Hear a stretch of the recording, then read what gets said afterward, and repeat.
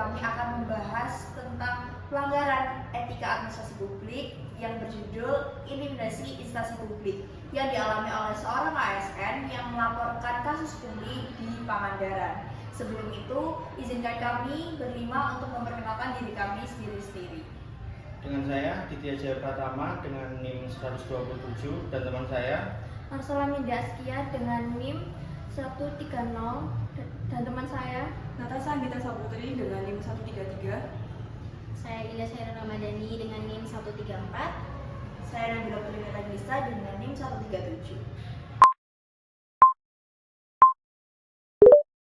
Sebelum kita masuk ke dalam contoh kasus intimidasi instansi publik, sebenarnya apa sih intimidasi instansi publik itu?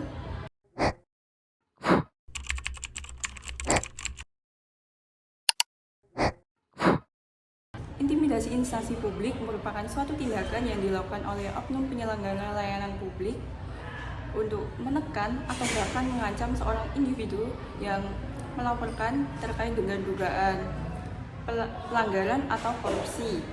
Salah satu contoh kasusnya terdapat di Kabupaten Pangandaran, Jawa Barat pada tahun 2023 yang melibatkan seorang guru ASN yang mengalami intimidasi dari pihak terkait, terutama oleh Kepala BKP SDM Pangandaran setelah melaporkan praktik pungutan liar. Kasus tersebut menunjukkan bahwa adanya permasalahan terkait dengan kebebasan berpendapat dan perlindungan terhadap ASN, khususnya guru di Indonesia. Hal tersebut juga memunculkan diskusi tentang pentingnya menciptakan lingkungan yang aman bagi para pendidik untuk menyampaikan aspirasi mereka terkait dunia pendidikan.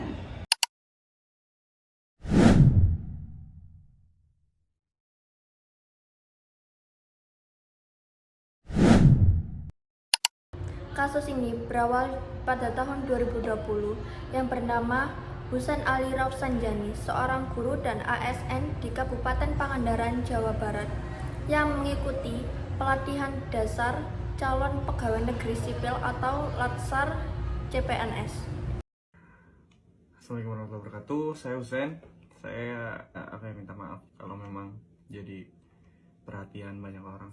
Saya cuma mau ngejelasin detailnya ya, kenapa saya bisa berani speak up, kenapa saya bisa berani untuk mengundurkan diri gitu. Terima kasih banyak untuk atensi orang-orang di keluarganya. Selama proses ini, dia menemukan adanya praktik pungutan liar atau pungli seperti pembayar uang transport sebesar Rp270.000 yang seharusnya sudah termasuk dalam anggaran yang dibiayai oleh negara. Tidak hanya itu, saat latsar berlangsung, peserta kembali ditagih sebesar Rp310.000 yang objek pembayarannya tidak diketahui. Tentu saja hal tersebut memberatkan Husain, apalagi pada saat itu Husain belum digaji selama 3 bulan. Husain pun melapor ke situs pemerintahan lapor.go.id dengan kata-kata yang baik. Tidak lama setelah melapor, pihak instansi pun mencari siapa yang melaporkan hal tersebut. Karena banyak yang dituding, Husain pun akhirnya mengaku bahwa yang melapor adalah dirinya. Nggak lama dari laporan saya kirim, tiba-tiba dicari siapa yang lapor. Karena banyak yang dituding, kasihan, saya nggak mau ngerugiin orang, saya ngaku aja bahwa itu saya ngelapor. Dari situ Husain ditelepon untuk menghadap ke kantor Badan Kepegawaian dan Pengembangan Sumber Daya Manusia atau BKP SDM di Pangandaran pada Jalan Parigi.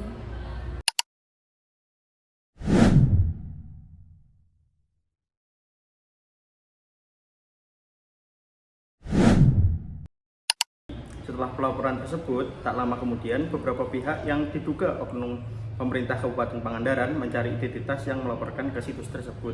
Karena Husain tidak mau masalah ini berlarut-larut merugikan orang lain, akhirnya Husain mengaku bahwa dia yang melaporkan ke situs tersebut. Husain lantas diutus untuk menghadap di kantor BKP SDM Pangandaran. Ia diwawancarai selama 6 jam dan dipaksa untuk menghapus laporan tersebut dengan ancaman dipecat. Itu tuh suasananya kayak gimana ya, HP disuruh ditaruh di depan, terus suasananya nggak enak lah. Saya kepung 12 orang, saya di tengah dilingkarin gitu. Terus ditanya-tanya kan, kenapa ngelapor. Husain tetap tidak mau menghapus laporannya dan ia memilih untuk dipecat di hari itu juga karena merasa gagal mengintimidasi para oknum pemerintah Kabupaten Pangandaran tersebut mengintimidasi sekolah tempat Husain mengajar. Sebetulnya dia tidak layak lulus dari PNS karena waktu tes kesehatan jiwa itu dia tidak lulus. Berarti kan dia secara kejiwaan dia tidak layak. Oleh karena itu, Husain yang tidak mau masalah ini berlarut-larut dan merugikan orang lain, akhirnya Husain pun mengiyakan untuk menghapus laporan tersebut pada laman pengaduan online lapor.go.id. Saya Husain. Saya cuma mau bilang, saya capek. Saya cuma pengen ngajar, Pak. Saya guru, saya cuma pengen ngajar, udah itu aja, Pak. Bapak mau bilang saya tidak layak, masa Bapak mau bilang saya tidak sehat secara jiwa? Terserah. Kalau itu bisa bikin semua ini selesai, saya yakin semua, Pak. Terima kasih.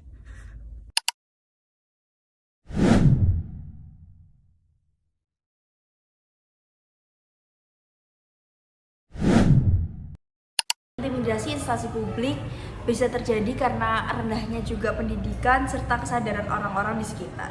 Tingkat kejujuran yang kian lama semakin menurun ini menjadi salah satu faktor kasus ini bisa terjadi, dan bisa kita simpulkan bahwa untuk menyelesaikan masalah seperti ini kita harus meninjau kembali oknum-oknum yang terlibat serta mengoptimalkan sistem pelaporan yang aman sehingga bisa menjaga whistleblower untuk tetap aman dan terjaga privasinya. Diadakan juga audit dan pengawasan dan juga pelaporan yang jelas. Tapi selain itu, kita tetap harus menjunjung tinggi kejujuran serta integritas di setiap instansi-instansi publik untuk mengatasi hal-hal seperti ini.